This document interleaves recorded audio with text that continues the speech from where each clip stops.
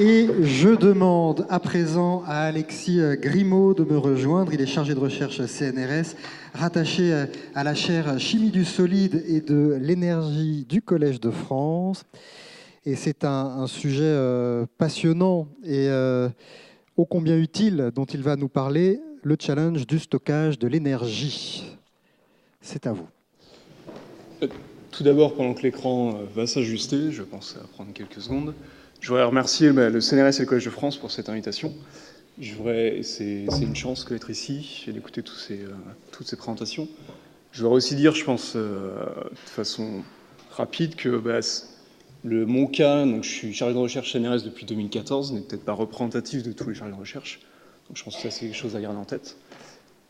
Et on y est presque, on va pouvoir démarrer. Maintenant, on peut passer sur le challenge du stockage de l'énergie. Donc je pense, comme ce qui a été dit, je pense qu'on est tous au courant de pourquoi ça. Effectivement, le but, c'est de pouvoir stocker les énergies renouvelables et de pouvoir pallier en fait aux soucis qui est lié à leur intermittence et aussi à leur géolocalisation. Donc effectivement, si on veut pouvoir délivrer ces énergies renouvelables sur des réseaux électriques ou développer tout ce qui est véhicule électrique ou hydrogène, j'en parlerai plus tard, effectivement, on va avoir besoin de systèmes de stockage de l'énergie. Alors pour ça, ce sur quoi on travaille sur des systèmes électrochimiques.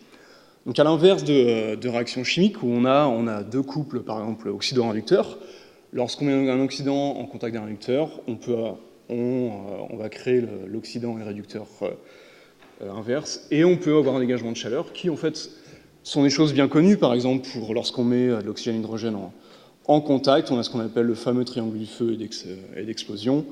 On peut aussi, par exemple, propulser une roquette en utilisant du lithium et du fluor que l'on met en contact. Donc ça, effectivement, c'est une réaction chimique.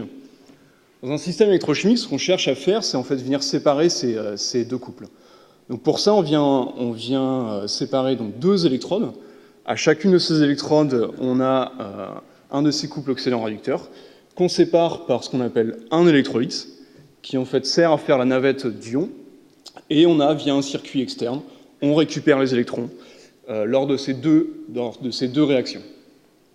Alors si on regarde en fait les développements, donc très vite, je vais pas revenir sur tout ça, d'un système électrochimique en particulier, là on peut prendre par exemple le système plomb-acide, développé par un Français bien connu, en 1859. Donc plomb-acide, c'est ce qu'on connaît, c'est ce qui nous sert à démarrer une voiture. Et si on essaye de caler en fait tous les développements qui ont été faits sur les batteries depuis donc 1859 pour cette batterie plomb-acide sur un développement qui lui en fait est régi par de l'ingénierie et qui est ici en fait l'amélioration des propriétés des semi-conducteurs suivant la fameuse loi de Moore. Donc si ces batteries avaient suivi la loi de Moore, en 1928, ce type de batterie aurait eu une puissance équivalente à la première bombe atomique. Donc on voit bien effectivement qu'on n'est pas du tout sur les mêmes échelles de développement, on n'est pas du tout sur les mêmes temps de développement. Et la raison pour ça, c'est qu'au final, notre terrain de jeu, c'est un terrain qui est différent de celui de l'ingénierie, c'est directement le tableau périodique. Alors j'en profite pour souligner qu'on célèbre en fait les 150 ans du tableau périodique. Donc il y a beaucoup de choses qui sont organisées autour de ça. Et donc pour nous, en tant que chimistes, c'est vraiment notre terrain de jeu. Alors je vais prendre un exemple, par exemple, de ce qu'on a pu faire récemment sur un système électrochimique en particulier. Donc là, je parlais d'un électrolyseur. Alors en quoi ça consiste? On peut stocker l'énergie, des énergies renouvelables, en venant faire l'électrolyse de l'eau pour créer un carburant, qui est ici l'hydrogène, et aussi l'oxygène. Et donc une fois qu'on a ce carburant, on peut venir recombiner ça pour reconvertir l'énergie chimique en énergie électrique dans ce qu'on appelle une pile à combustible. Donc on a deux systèmes, un système de stockage qui est l'électrolyseur et un système de reconversion qui est la pile à combustible. Alors si on regarde en fait, si je m'intéresse au premier système, le système de stockage, donc qui est l'électrolyseur.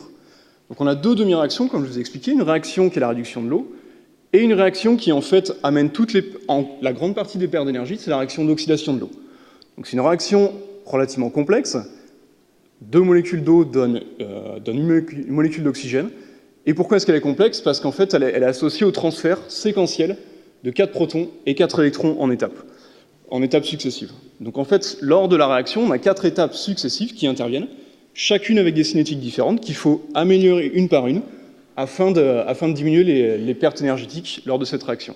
Donc qu'est-ce que ça implique? Ça implique en fait de venir contrôler à cette interface entre un solide, qui est notre électrode, et un liquide, qui est l'électrolyte, de venir contrôler à cette interface des transferts complexes ions-électrons. Et donc la question qu'on a eue au début en démarrant, c'est comment en fait étudier ces interfaces solides-liquides. Alors l'approche qu'on a, c'est de se baser en premier sur le solide. Donc si on regarde comment la nature fait cette réaction, donc qui est la réaction d'oxydation de l'eau et d'évolution de l'oxygène, la nature fait ça relativement bien en fait, grâce à un petit complexe, qui est en fait un complexe à base de manganèse et d'oxygène.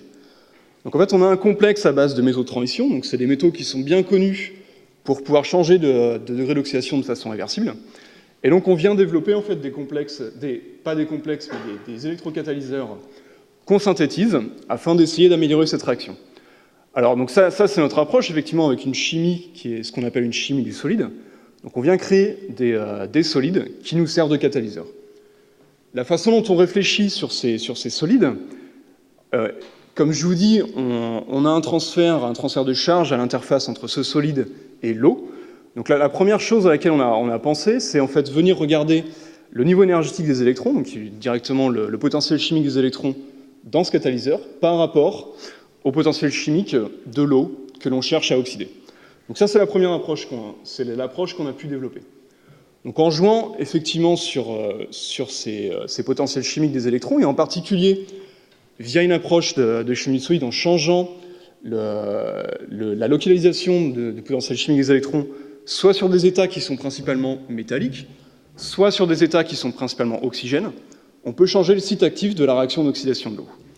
Ce qu'on a pu voir en faisant ça, et comment est-ce qu'on a pu le voir juste avec une petite astuce, on a cherché à faire des mesures d'oxydation de l'eau dans de l'eau qui contient l'isotope naturel de l'oxygène, donc l'oxygène 16, et on est venu enrichir nos catalyseurs en isotope 18. Et donc ce qu'on a pu voir, c'est que dans une série de travail, c'est qu'en fait, en venant changer le site actif depuis un site principalement métallique vers un site principalement de l'oxygène, on a une amélioration des performances, et ce qui s'explique en fait par le fait que les oxygènes du catalyseur participent à la réaction d'oxydation de l'eau. Donc on est capable, via un jeu de synthèse chimique, de changer le site actif. En jouant sur ça, on est capable d'améliorer les performances du catalyseur. Donc ça, c'est ce qu'on a pu faire. Ce sur quoi nous travaillons à l'heure actuelle, ce qu'on voit, et ça malheureusement, c'est dans toutes les réactions catalytiques, c'est la même chose, lorsqu'on améliore la cinétique, généralement, on diminue la stabilité. Donc ce qu'on vient voir, c'est qu'en changeant ce site actif, on a effectivement développé des nouveaux catalyseurs qui ont des propriétés améliorées. Malheureusement, lors de leur utilisation, donc c'est ce qu'on voit ici sur un cliché en microscopie électronique, on voit ici un catalyseur bien cristallin. Ici, on voit la surface qui est en contact avec l'eau.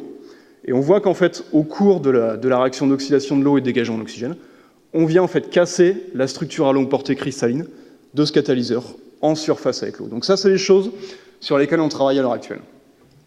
Et donc, comment est-ce qu'on essaye de faire ça? Je reviens à ce petit schéma sur une interface électrochimique, donc interface entre un solide et un liquide.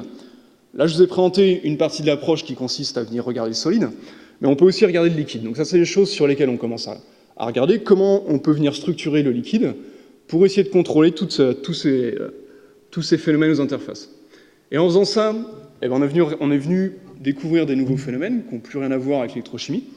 Ce qu'on a pu voir, en fait, c'est juste en jouant sur des sels de lithium qu'on met dans l'eau, on a pu découvrir toute une classe en fait, de liquides. Donc ici, on est vraiment sur des liquides aqueux qui en fait deviennent non miscibles. Alors ça, c'est les choses qu'on rencontre classiquement lorsqu'on est en contact des liquides organiques et des liquides aqueux. Mais ici, on peut venir voir toute une classe qu'on a pu découvrir récemment. Et donc on joue sur ça, donc on arrive loin de l'électrochimie, mais on joue sur des classes de liquides aqueux qui deviennent non miscibles en fait. Et ça a une application qui est au-delà de l'électrochimie, mais qui en fait peut rester associée. Ça peut en fait venir être utile pour recycler des sels de lithium qui sera important en fait pour tout ce qui est recyclage de nos batteries. Et donc j'en viens à la partie un peu plus, ça c'était une partie, un survol de ce qu'on fait en recherche, mais on parlait plutôt de confiance et on parlait plutôt de travail en équipe au tout début ce matin et aussi cet après-midi.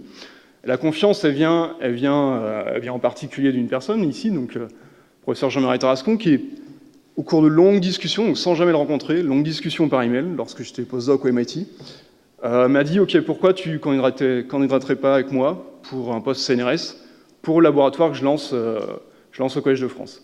Donc effectivement, il y a une partie confiance, il y a aussi une partie confiance avec c'est un travail en équipe.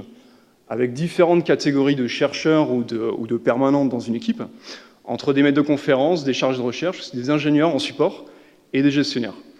Et je voudrais aussi remercier tous les personnels non permanents, postdoctorants et doctorants, qui en fait sont ceux qui sont les moteurs de la recherche au jour le jour. Et juste pour moi, quand j'ai commencé à essayer de réfléchir à ce que le CNRS, en revenant aux États-Unis, ce que le CNRS m'apporte, qu'est-ce qui est différent, je vais juste vous montrer un peu le trajet d'un de ces catalyseurs qu'on a pu étudier. Alors effectivement, la synthèse part à Paris. Donc on voit un beau four, on en retire une poudre, ça peut paraître assez classique. La synthèse commence à Paris. Ça commence par étudier la structure cristallographique de ce nouveau composé, avec la collaboration au sein du laboratoire d'une personne qui fait partie de Sorbonne Université, donc une maître de conférence, et aussi la structure cristallographique qui commence à être étudiée par microscopie électronique dans un laboratoire à Amiens. Ensuite, on vient étudier toutes les propriétés de structure électronique avec différentes spectroscopies, donc spectroscopie d'absorption rayons X au synchrotron au Soleil, spectroscopie de photoémission à Pau dans un autre laboratoire mixte, spectroscopie de résonance paramagnétique à Lille, et enfin, spectroscopie de résonance magnétique nucléaire dans un laboratoire à Orléans.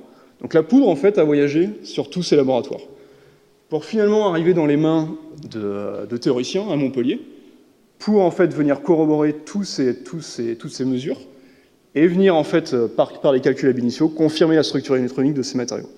Donc je pense que ça, c'est, pour moi, en revenant, c'est ce qui m'a permis de démarrer ma carrière au CNRS, c'est vraiment le fait qu'on a un tissu de collaboration et un tissu de gens qui travaillent à un très haut niveau sur des techniques de pointe qui nous permettent d'essayer de faire de la science, d'essayer de pousser la science et nos connaissances. Et effectivement, on essaye, c'est pas seulement en France, on a aussi la chance de pouvoir collaborer. Donc tout ça, c'est aussi fait avec des collaborations extérieures. Et aussi une des chances du CNRS, c'est qu'on nous laisse effectivement parler mobilité. On nous laisse aussi une part de mobilité, donc ce qui me permet depuis 2016 de passer environ un tiers de mon temps, toujours au MIT en tant que chercheur invité. Donc ça, c'est aussi une chance que l'on a en tant que chercheur CNRS. Et je voulais mettre ça en avant aujourd'hui. Et sur ce, je vous remercie de votre attention. Et, merci, monsieur le président.